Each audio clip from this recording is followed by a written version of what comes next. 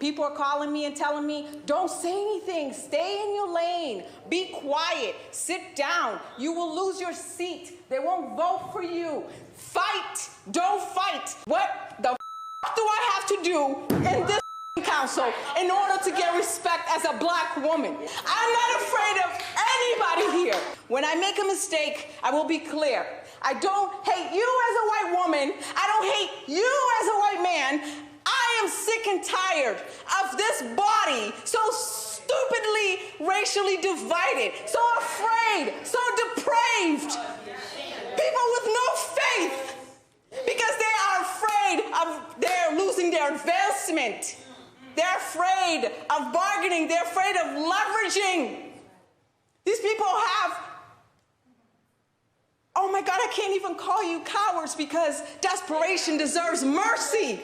Here's a redistricting, fine, we give it to a white woman. Can we all get along? Can we get together?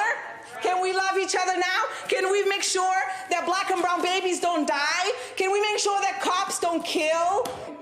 Earlier today, Boston City Council member Tania Fernandes Anderson was arrested on federal public corruption charges. These 6 felony charges stem from an alleged kickback scheme that she orchestrated to obtain several $1,000s in taxpayer money in exchange for a bribe she paid to a staffer she gave her a very large bonus. The indictment charges Ms. Fernandes Anderson with 5 counts of wire fraud in violation of Title 18, United States Code 1343, and 1 count of theft concerning programs receiving federal funds in violation of Title 18, United States. Oh, Channel 5. Can we go in my, I think we should go in my office. Sure. Why won't you talk to me? Channel 5, you, no comments for you? Thank you. In the statement, you're asking for forgiveness. Why is that? You're still talking about it. Well, I'm asking you about your statement. I'm saying that that is the only statement I'm making. Can you share why you're asking for forgiveness? Or when you plan to resign? I'm talking about it. Can you share when you plan to resign? I can tell you this. I have to think about it thoroughly with my advisory council. Boy. So we got to follow up on a story that I have covered a few times on my channel about woke Boston City Councilwoman Tania Fernandes Anderson, who is extremely anti-white, right? She does not like white people. As you guys saw at the beginning of this video, she went viral for going on a anti-white rant, okay, boohoo, whining, crying racism in an extremely liberal city like Boston, right? It always blows my mind how people cry racism in liberal cities, right? I thought the liberals and progressives were supposed to be anti-racist, right? I thought they were supposed to be against racism, but to me, it seems like a vast majority of the boohoo, whine, and crying about racism tends to happen in these liberal cities, right? I'm just saying, okay? But with that being said, just so people are familiar with this story, Miss Tania Fernandes Anderson, again, a Boston City Council member, she has agreed to plead guilty to federal corruption charges in connection with an alleged kickback scheme in which she was paying family members taxpayer dollars and then having that money go back to her. A Boston City councilor facing federal charges arrested by FBI agents this morning after she was indicted in an alleged kickback scheme. Thanks for joining us. I'm Brianna Pitts. FBI agents arrested Tania Fernandes Anderson. She represents District 7 in Boston, which includes Roxbury, Dorchester, Fenway, and part of the South End. WBZ's Laura Hafley shows us the charges against her. Tania Fernandes Anderson is the vice chair of the committee that oversees government accountability here in Boston. She's also a member of the Criminal Justice Committee, but today she's facing crimes of her own. The FBI took Boston City Councilor Tania Fernandes Anderson into custody Friday, accused of committing 5 counts of wire fraud and 1 count of theft of federal funds. If you violate your oath and your duties as a public official, we will investigate. U.S. Attorney Joshua Levy says her wrongdoings began in 2022 when she hired 2 family members to work in her office despite city rules prohibiting it, hit with a $5,000 civil penalty. Court documents claim she did it again in 2023, hiring who officials are referring to as Staff Member A, another family member.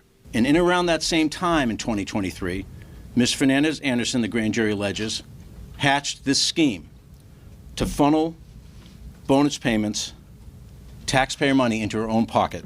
Court documents claim Fernandes Anderson was facing financial hardships, unable to make rent or car payments. So officials claim she offered her family member a hefty bonus, twice as much as the rest of her staff combined. But that supersized bonus came with a hitch.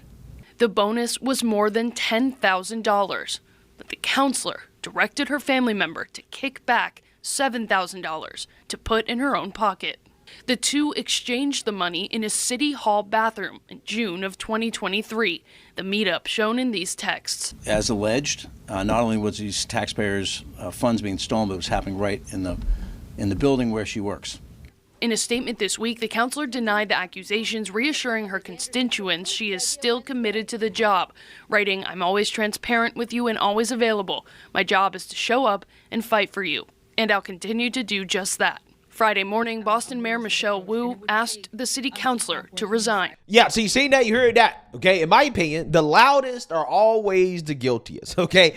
Every single time, especially when it comes to these progressives. Now, I'm going to talk a little bit more about it, but first, I want to play this news clip.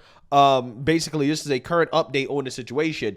Tania Fernandes Anderson, again, has said that she will plead guilty because she is guilty. And she is going to resign, okay? But she hasn't resigned yet. So without further ado, let's get into it. Well, I can tell you, Ben, that I've been waiting all day long here outside her office at Boston City Hall to try to speak with her. And when I did finally catch up with her to ask her about these federal corruption charges that she's agreed to plead guilty to, she really didn't say much. What's your message to your constituents?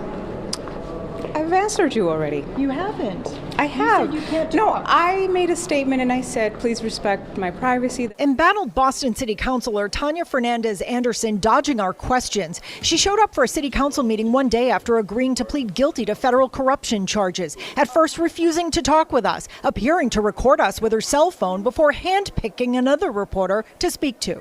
Oh, Channel 5. Can we go to I think we should go to my office. Sure. Why won't you talk to me? Channel 5, you, no comments for you? Thank you. Fernandes Anderson was accused of taking a $7,000 kickback from a relative she hired at Boston City Hall. Prosecutors say the cash exchange happened in a bathroom at City Hall. You said in the statement you're asking for forgiveness. Why is that? You're still talking about it. Well, I'm asking you about your statement. I'm saying that is the only statement I'm making. Can you share why you're asking for forgiveness? Or when you plan to resign? I'm talking about it. Can you share when you plan to resign?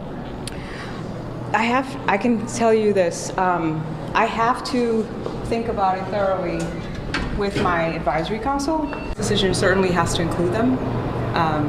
And as soon as I know, I will definitely discuss. Fernandes Anderson agreed to plead guilty to 1 count of wire fraud and 1 count of theft. She's facing 1 year plus 1 day in prison. Some say she should step aside immediately. Now knowing that she has pleaded guilty, I think that is behind us and we need to move forward to make sure that District 7 is properly represented.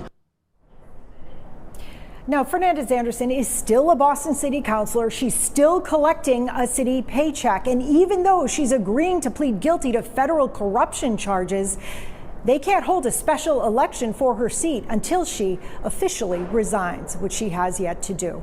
We're live inside Boston City Hall, Charmin So City. this woman is holding out, right? She's holding out. She's saying that she's going to resign, but she's holding out because she want to keep getting paid, right? She knows that the money trade is over, right? In regards to being a part of the Boston City Council and thus being able to funnel taxpayer dollars back into her own pocket, right? Via hiring her family members and her friends and then exchanging the money in the bathroom, right? Which, again, not the most elaborate scheme in the world, right? I mean, pretty obvious, but, you know, unfortunately nowadays, you have the wokest among us. They're not sending our best, right, to office, right? They're not sending the best to represent them in these liberal cities, right? And this is how you get stories like this. But what I find to be fascinating about this is that, once again, this shows you the corruption of the progressive, right? The progressives who claim they're not in it for money, right? They're not trying to get rich, show you every single time that they're in fact the people that care about money the most. Again, this woman cares about money so much that she will go out of her way to break rules in obvious ways in order to funnel taxpayer dollars back to herself because she doesn't have any real talents, right? She cannot get a real job in the private sector to actually contribute to society in any real productive or positive way. So this is why they go into activism, okay? They go into race hustling in government because that is the only way that these people can get rich. That is the only way that these people can make a living because otherwise they don't have the talent or ability to do anything else, right? It's fascinating every single time. This is why you see these people getting arrested left and right for corruption and fraud, right? You guys remember all the BLM activists, the local BLM activists that have been arrested and charged with the same type of stuff? Again, because these people don't have a talent. They don't have any talent. They can't do anything outside of race hustle, right? So they start these nonprofits. They try to work for the government. They take their race hustling public, right? And they use that, they leverage that in their public platform in order to get rich, right? In this case, again, this woman's so desperate that she had to hatch up this scheme, again, a very amateurish scheme in order to put taxpayer dollars back into her own pocket. And then when she gets caught, she ain't got nothing to say, right? She ain't got nothing to say. But she had a whole lot to say when she was boo-hooing and crying about racism and the whites, right? Had a whole lot to say. Now when she gets caught up, busted, charged, about to face prison time for funneling taxpayer dollars to herself instead of all those poor blacks, right, that need the government money, right? She ain't got nothing to say, right? She's silent. Okay, she's not hooping and hollering and yelling and screaming, right, like she was doing before. Again, it's amazing how that works. So again, you know, at some point, people will learn their lesson. Stop sending these progressives to positions of power in government, please. Okay, stop doing it. These people are corrupt as hell. They use government to benefit themselves, to put money in their pockets and the pockets of their friends who, again, turn around and give kickbacks to the progressives in office that give them the money in the first place. Okay, this is an obvious scheme. It's going on across the country in these liberal states, these liberal cities. I've talked about it so much. And at some point, maybe, just maybe, people in these cities will actually start to give a damn and to vote differently. But until then, you're going to continue to see stories like this. But just remember, as progressives are pointing the finger at everybody else and talk about how corrupt everybody else is, they are just projecting because progressives, especially in these liberal cities, okay, at the local level, the state level, they're the most corrupt people in politics, and it's not even close, right? These are the corrupt amongst the other corrupt people as well, too. All of them are corrupt, but progressives are the most corrupt, okay, by far, because they pretend not to be, but they are. So let me know what you guys think. Make sure you like, comment, and subscribe. Most importantly, share a Black conservative perspective. Peace.